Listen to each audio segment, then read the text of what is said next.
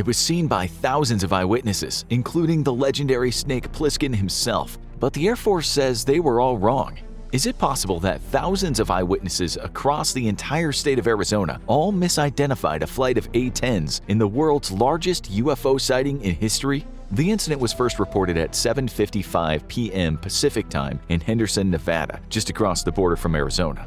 A witness there spotted what appeared to be a large, dark V-shaped object traveling southeast overhead. The object was low enough in the sky that the witness reported not hearing the sound of jet engines as would be expected. This flying anomaly had 6 large lights along its leading edge, and it was estimated as being as large as a Boeing 747. Instead of jet engines, though, he heard a sound described as rushing wind.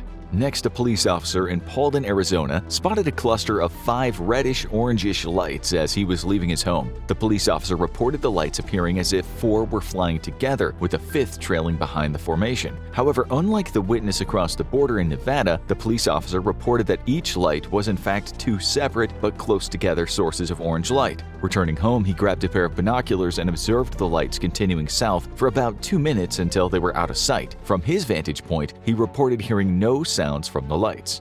This would be the straw that broke the camel's back, as shortly after UFO reporting centers across the country, as well as local police departments and even Luke Air Force Base in Arizona, were flooded with telephone calls from eyewitnesses. It seemed everybody north of Phoenix was watching the lights slowly drift by overhead. Witnesses were reporting different things, however, with some reporting the same type and style of lights as the first 2 witnesses, and others reporting less or even more than the 5 or 6 lights originally observed. The colors ranged from white to orange or reddish, and while many reported the lights to be slowly gliding overhead, some said that they witnessed them speeding by quickly. Others said they observed the lights come to a complete stop overhead. The most commonly reported sighting, however, was of large wedge-shaped craft of some kind with lights lining its ventral surface. 3 different groups of witnesses just north of Phoenix all reported the exact same object, remarking that it had made no noise as it seemed to glide by overhead, adjusting its course to fly between 2 mountain peaks. It was low enough, though, that for all 3 groups it blocked out a significant amount of the sky overhead as it passed by, indicating it was an object of massive proportions. The next witnesses were a mother and her 4 daughters inside a northern Phoenix suburb who observed a wedge-shaped object approach from over the mountains. It stopped directly overhead for an estimated 5 minutes as they stared in wonder, remarking that it was big enough to cover between 30 or 40 degrees of the sky overhead. They also said that there appeared to be some sort of barely recognizable features along the underside of the object, but due to it being nighttime, they couldn't make them out. The trailing edge of the object also seemed to be glowing slightly, according to them. Like other witnesses, they described a row of lights on the leading edge of the craft, 7, according to them. Suddenly, the object began moving south, firing what they described as a white beam at the ground. Simultaneously, the lights along the edge of the craft seemed to dim and disappear. Then the mystery object resumed its course south towards Sky Harbor International Airport.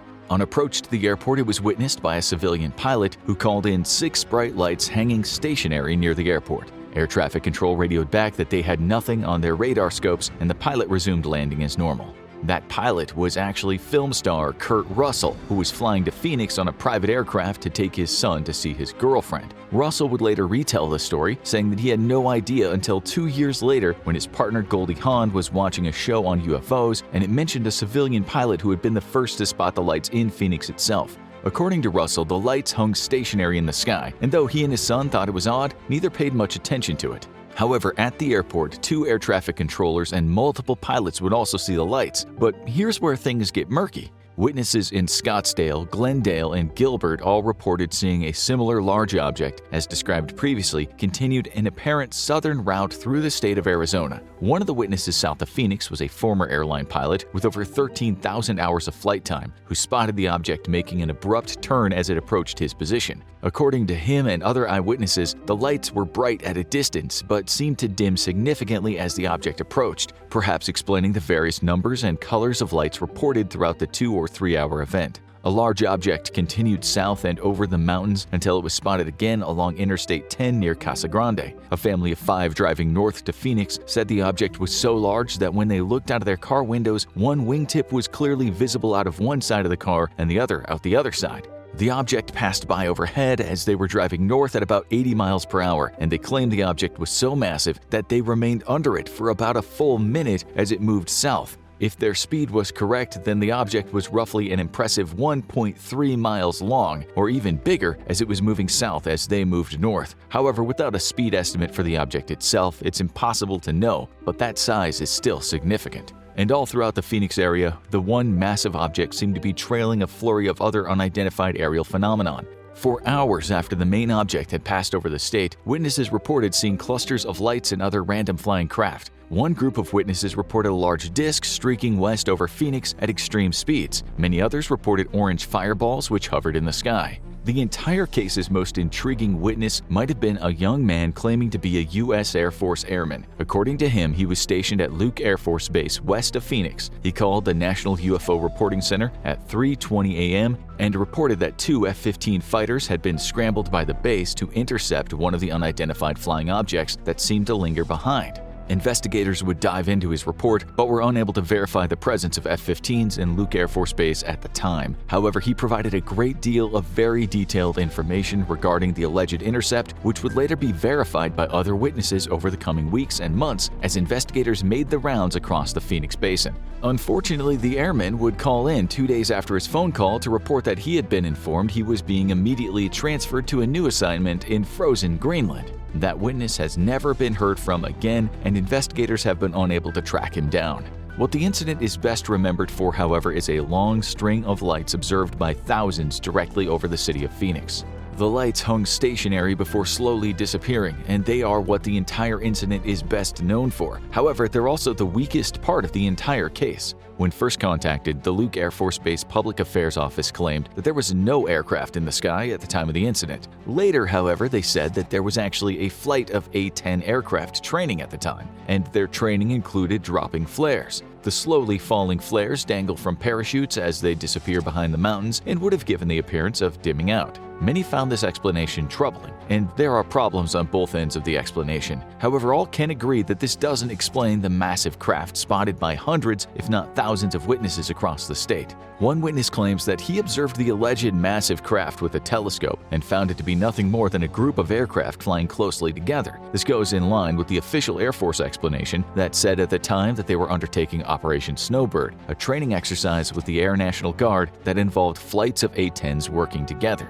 The first incident of a large flying triangle or wedge-shaped craft was at 8 p.m. local time, and it was due to 5 A-10s. The flight was using steady formation lights rather than the typical blinking collision lights because FAA rules on the matter don't apply to military aircraft. The formation of A-10s flew over Phoenix to Tucson and landed at Davis-Monthan Air Force Base at 8:45 p.m. The stationary lights filmed and photographed by many hovering over Phoenix were explained as a different flight of A-10s dropping illumination flares. Due to the heat of the flares working on the parachute and creating a hot air balloon-like effect, the flare's rate of descent was dramatically slower than might be expected, given the appearance of the lights either gaining altitude or hovering still in midair.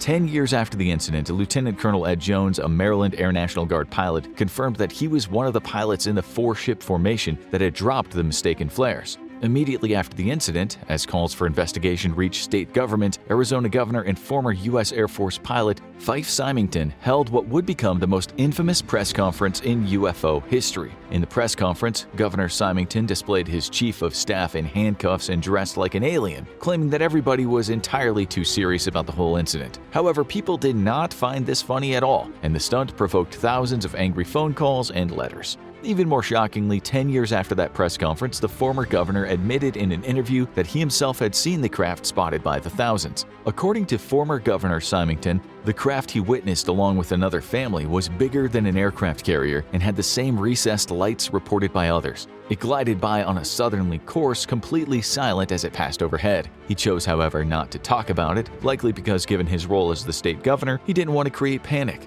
But even more likely because of the culture of ridicule that persists to this day regarding UFOs. The official Air Force investigation does explain part of the phenomenon. It's very likely that the lights witnessed hovering stationarily over Phoenix were in fact nothing more than the flares dropped by A-10s. The astronomer who explained the moving formation of lights as aircraft flying closely together also is probably correct. as he likely observed A-10s flying together with solid formation lights on rather than traditional blinking collision warning lights. However, nobody has yet to satisfactorily explain the single massive craft reported by thousands of witnesses, including the governor of Arizona himself. While skeptics have explained this away as aircraft flying in formation, many of these witnesses, again including the governor, who is a trained Air Force pilot, specifically saw a single solid object and were close enough to remark that it made little to no noise as it passed overhead. A-10s are notoriously loud aircraft, a member of the infographic show team told us, as he was once within very close proximity of a two-ship formation, dropping cluster munitions and making gun runs on targets. Skeptics have so far only been able to point at the flight of A-10s observed by some witnesses as explanation for the single large craft, but this completely ignores the thousands of eyewitnesses ranging from Nevada to New Mexico who spotted the craft for themselves. The skeptical explanation seems to rely on observations of the A-10s to explain this craft away, but ignores the possibility that both a flight of A-10s and a single large craft could have been flying over Arizona at the same time. It's also incredibly intellectually dishonest to simply disregard the testimony of thousands of eyewitnesses, including some extremely high-profile witnesses like the state's own governor. A skeptical explanation thus rests on the only possibility being that every single witness to the large craft is either incompetent, a liar, or crazy. However, the skeptical explanation makes one further major error. First, it takes the word of a single astronomer who said he observed multiple aircraft flying in close formation with his telescope, and yet it completely ignores the thousands of witnesses to the single solid craft. The astronomer didn't take a photo of the formation of the aircraft with his telescope. He has no proof that he actually made the observation, but skeptics accept his account without questioning it, while ignoring the tidal wave of countering accounts, because this is a conclusion the skeptic likes. This isn't skepticism, this is intellectual dishonesty for the sake of preserving one's own naturalistic worldview. True skepticism would accept that while some accounts were no doubt mistaking the flight of A-10s as one object, other accounts are much more difficult to explain and are worthy of their own investigation, like those accounts who were close enough to visually confirm the single object, and were well outside of the known flight path of the A-10s in question. What's a fact is that this isn't the only such sighting, as massive UFOs have been commonly reported around the world. During the Cold War, Soviet citizens reported massive UFOs overhead on numerous occasions. During the Belgium UFO flap, hundreds of witnesses spotted massive craft overhead in the sky, prompting fears of a Russian attack. And the sightings continue to this day, with mysterious lights appearing over San Diego and prompting what many would end up calling the Phoenix Lights 2.0. Now it's time to prepare for the end and watch how to defend Earth against an alien invasion, or click this other video instead.